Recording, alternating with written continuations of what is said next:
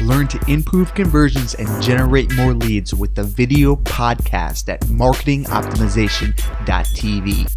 Hi, and welcome to Marketing Optimization of alexdesign's. I'm your host, Alex Harris, and today we're chatting with Nate Turner. How you doing, Nate? I'm doing well. How are you? Excellent. To get started, what would be your definition of optimization, and why is it beneficial? I think that's a great question to start with. Boiling it down, optimization to me is a matter of improving something. Taking a step back, not just thinking about it in terms of conversion rate optimization on your site, but it could be a matter of finding ways to help your team work more efficiently, all the way down to, I look at it as even how to optimize how quickly you get ready in the morning. I mean, there's a lot of different ways you can look at it. So, stepping back and not just looking at the conversion rate, but really optimization being something that you can put numbers behind, measure, and then figure out ways to improve.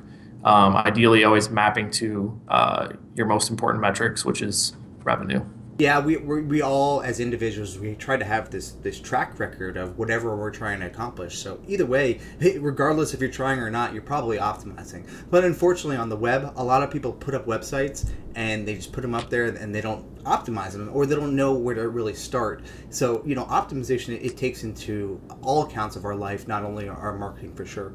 So you've been at Sprout Social for a while, and we were talking a little bit before we got started. You were actually the first marketer there, and you're a Saas company, head of customer acquisition, and you've done it. You've been in the trenches, and you've kind of built a Saas company kind of from the ground up. Can you tell us a little bit about what Sprout Social is and what you do there? Sure. Sprout Social is a social media management and engagement platform for business. So we have over 15,000 customers, ranging from small businesses and like solopreneurs, agencies of all sizes, all the way up to Fortune 500 companies using our web and mobile applications to manage their social presence.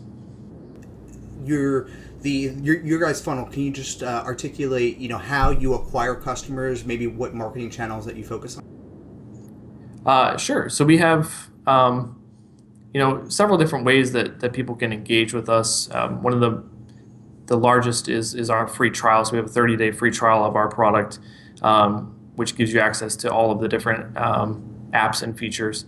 And we also have different things with requesting a demo, contacting sales, and quite a few different free resources that people can download, which gives us an email address to continue engaging with them and whatnot. So we do that through a variety of outreach, paid channels, organic events, a lot of different things.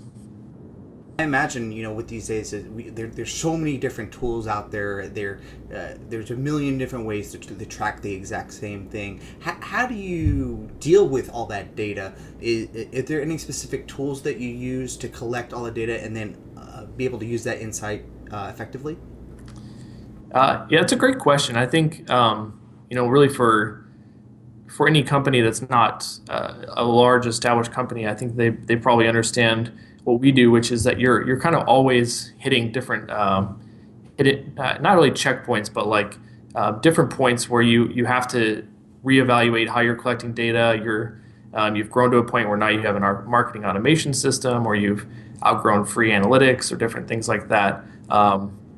So we definitely have a combination of sort of some in-house things that we've built, analytics, and then kind of pulling all that into sort of data warehousing, where we can really manipulate a lot of data and then understand some correlations there. Yeah, that reminds me when I worked in corporate, I was the creative director. I was basically the head of customer acquisition, like you are, and I worked directly with an analyst. And we didn't have all the tools that really worked to massage all the data, but the analyst kind of took it all, basically Excel, and figured out the right kind of program for you. Yeah, and that kind of makes sense for the startup world or the SaaS company, because you you install Kissmetrics or something like that, it's not going to be the overall secret weapon that's going to accomplish all of your analytics goals for sure. You're still going to have an analyst to, massage that raw data. Yep. Yeah. So it's definitely a challenge that you have to start by asking the hard questions that you're trying to get answers for, and figure out what those tools are that they can give you those answers. But I think for a lot of startups that I've talked to, it isn't, to your point, a silver bullet or anything. It's sort of a hodgepodge of tools that, and I think it's okay. It's expected as you're growing and whatnot, until you get to be a large company where you have a team of 20 people dedicated to analytics and whatnot. So, yeah, I imagine that your customer acquisition channels have obviously they've grown over the last couple of years.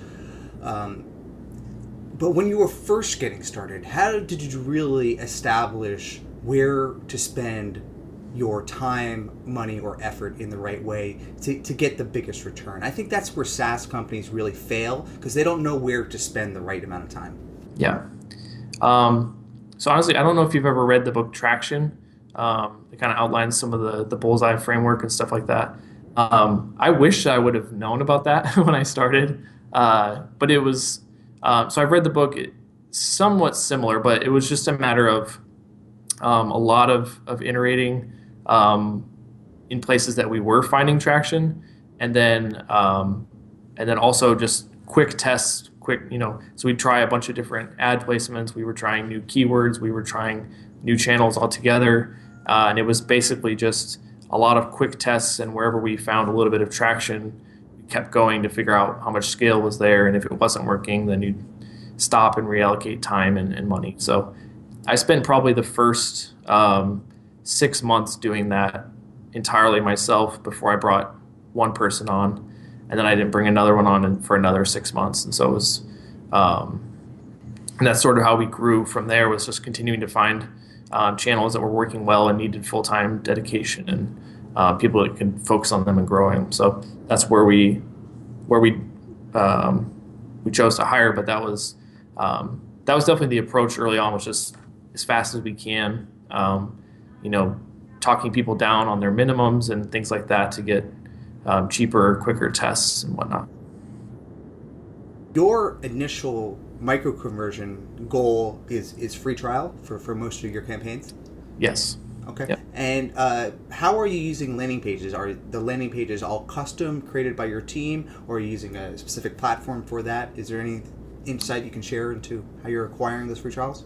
Yeah, we started out with, we used to use Performable back in the day before they were acquired by HubSpot. And from there, we when we moved off of that tool, we brought everything in-house.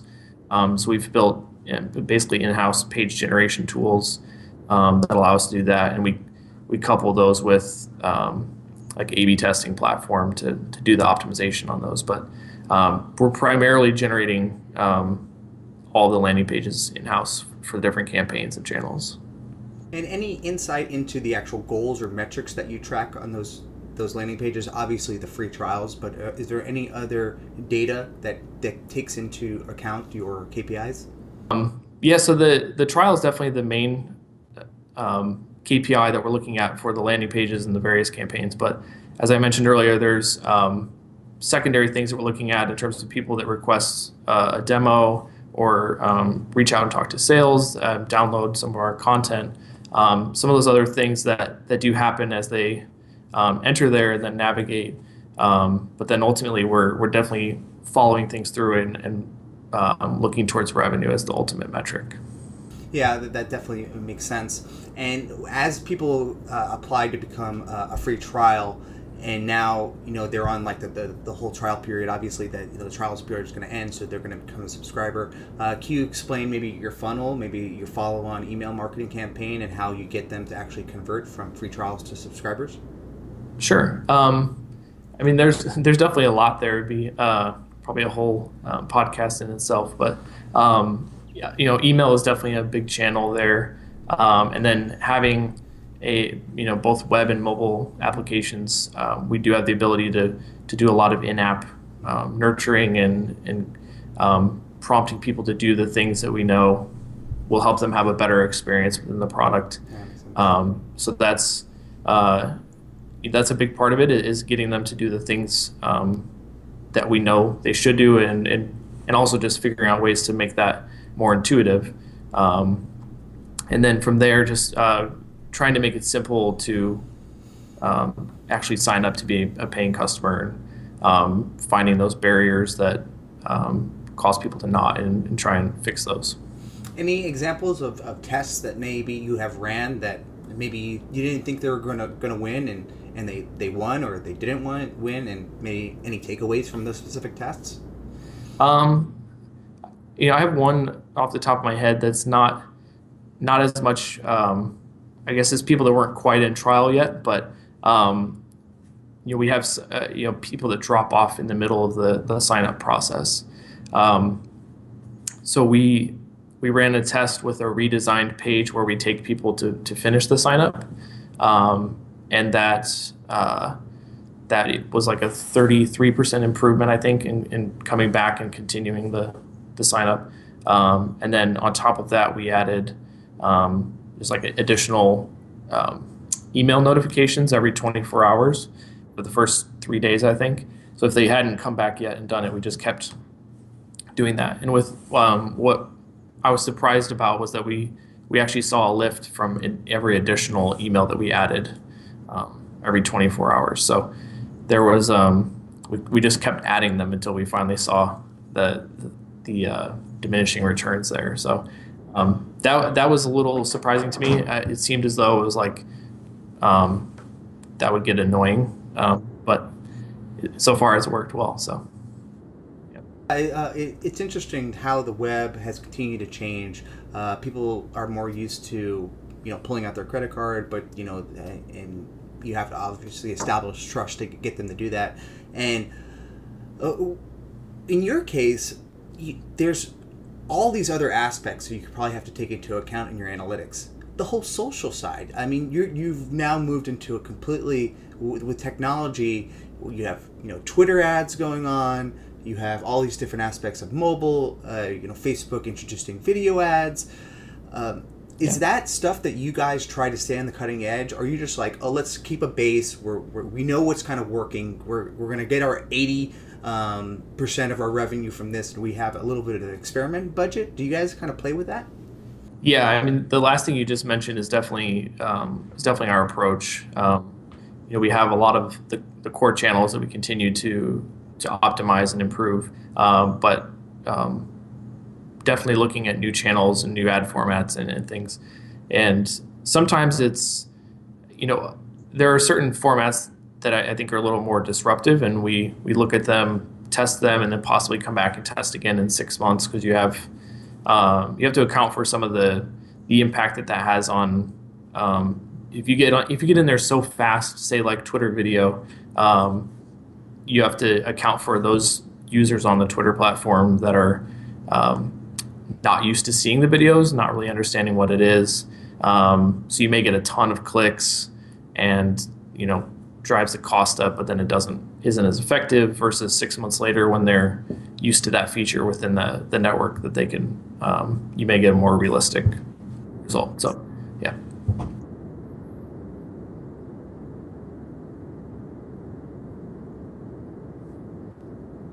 Yep. Yeah, we've tried a variety, and kind of have a mix of what's left from what worked across site retargeting, FBX, doing stuff directly on Facebook, search retargeting, just pretty much the whole gamut. Some CRM retargeting stuff as well. So cool.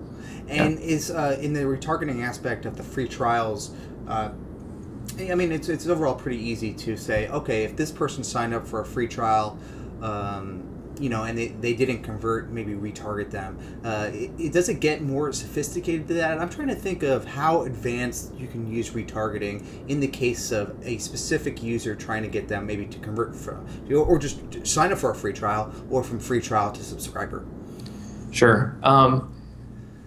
We haven't, admittedly, we haven't done anything terribly advanced with that. I know there are certain things you can do with how you set up the whatever those conversion events are that drop someone from one bucket and put them into a new one. You can kind of like set up almost like a drip campaign through retargeting based on some of those actions. And I know there's like the Bizzo LinkedIn product is more like that now, where it's allowing you to actually create like these flows and drip campaigns via retargeting. So there's definitely a lot of really cool stuff that you can do with that that I think for us could map well to the experience going through trial and into a paying customer. Yeah, I was recently at a conference, and a few of the speakers who were talking about converting the highest motivated traffic would be retargeting. That's pretty obvious. But what got me thinking differently is the more pixels you can possibly spread out. So let's say you're having maybe a slow month, and you've already sent a couple emails out, and you want to send out another email. It may be worth just sending out an email with your best piece of content to get those people repixeled, because then the cookie starts re-overed, and you can actually generate a lot of more motivated retargeting quality traffic just by getting people repixeled. Yep. No, I think that's a great idea.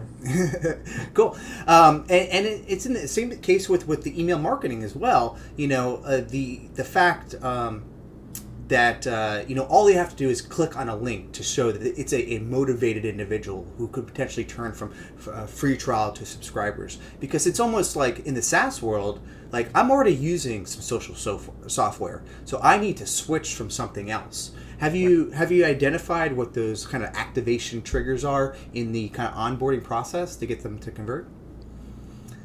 Yeah, we've collected a lot of qualitative data around that in terms of both why people are joining us and why they choose to leave or to not become a paying customer.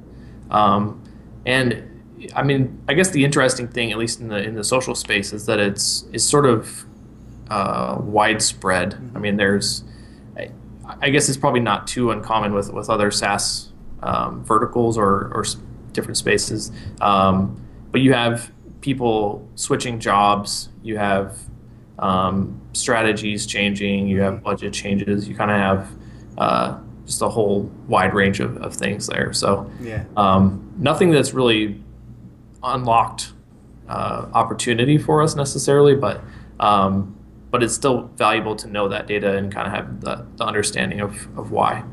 Yeah, that makes sense. So let's talk a little bit about you. How can people find you on Twitter? Maybe share any contact information. What would you like people to know? You definitely can find me on Twitter at npturner. I'm kind of, that's probably my main network where you can easily find me. LinkedIn as well. Definitely happy to engage. Cool. To close out, what would be one thing that you would tell startups or SaaS companies that are really trying to take their business to that next level? It's a great question. I think I have a couple of things, I guess. One is definitely make sure you're working to map all of your efforts to revenue. There's just been countless channels that we've tried in the past that seem like a home run in terms of free trials, but are just an absolute strikeout in terms of generating revenue. So the more you can do that, the more your salespeople will thank you, or anyone and everyone that, especially if you're spending money on those channels, understanding the true return to revenue. So the more you can do that, the more you have a better understanding of where you really should be spending time and money. The other thing I would say is anytime you can, even if it's just your basic like AdWords and Google Analytics combination, continue to segment and pare down your data. If you just think about if you had three AdWords campaigns running in 10 countries, that's still a lot of different combinations of, when you really boil it down to where's each campaign working well, where is it not, and that's a pretty small scale example. So the more you can drill down and understand which products people are interested in per campaign, per country, or whatever metrics are important to you. I think that's huge, because you can find a lot of waste and reallocate money into places where it is working well. Cool. Well, thanks a lot for your time, Nate. Yep. Thank you.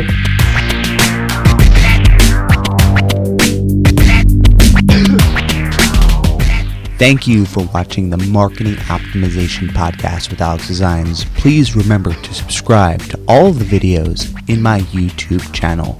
Thank you.